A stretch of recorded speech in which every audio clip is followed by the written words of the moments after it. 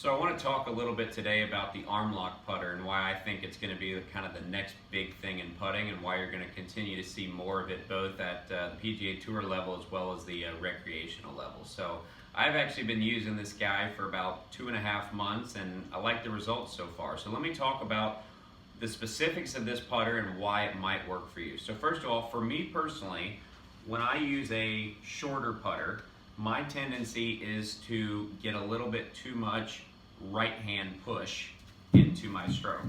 So my tendency under pressure would be to hit a little bit of a pull, and I also have issues with a little bit extra right hand, which can cause some speed issues. So the Armlock Putter here, as you've seen on TV, goes up against your left forearm here.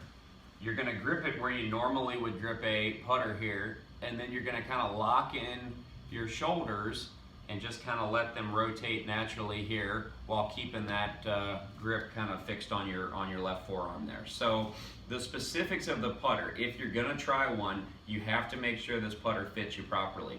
So length is obviously a big factor here. So for me with my Armlock, I kind of have that grip running almost up to my elbow here. Not quite. I think if it gets above elbow height, it's deemed illegal. So it's going to be a little below the elbow. Mine's about 1 inch below. I do see some, I think Matt Kuchar's kind of runs more left forearm, so kind of use it to whatever fits best for you, but length is definitely important. The other thing that you're going to have to worry about with the Armlock Putter is loft. Okay, so this has 7 degrees of loft on it. Because we're going to forward press it so much with the Armlock method, we've got to make sure that we're starting with enough loft so that when we take the loft off, we're not going to drive the ball down into the ground and then kind of get a bumpy roll. It can also affect direction too. So 7 degrees of loft, long enough. Head weight. This head weighs 400 grams. This is an Odyssey specific Armlock model, so they went ahead and did everything but the length. I actually measured my own length. I had it sent without a grip, and then I just took the raw shaft and I just figured out, okay, how long does this need to be to fit me properly? I'm 6'3". This putter is actually about 44 3/4 inches. If you're shorter than me, then obviously you don't need it to be quite as long. But head weight needs to be about 400 grams. So if you take your typical short putter that's 350 grams, you extend the shaft, you put a long grip on it, you're not going to be able to feel that head down there. So 400 grams, and then I would actually recommend, getting from like a Golf Works or somebody like that, a long putter shaft that's going to be a little thicker and a little stiffer and a little heavier.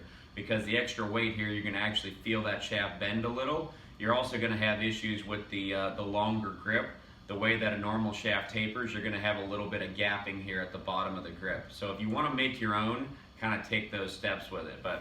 So how do you decide, is this the right method for me to try? Well, first of all, it's a little bit of trial and error and experimentation. But I think if you are somebody who feels like you get overly reliant on forearms and hands, and you maybe get a little bit of extra hit, then I think the Armlock could be a great method.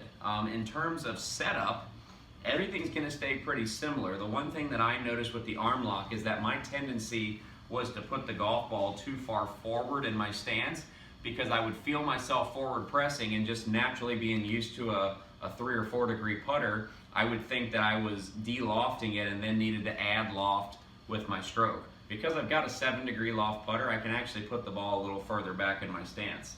So if I can put it kind of in a normal ball position, once you kind of get comfortable with the alignment parameters, then we just kind of lock it in and rotate the shoulders back and forth. So it's a pretty easy method. I was actually very worried about speed control with it, but was pleasantly surprised how easy it is to control speed. So you know what, if you're wanting to shake things up here in 2019, take advantage of this method and give it a try.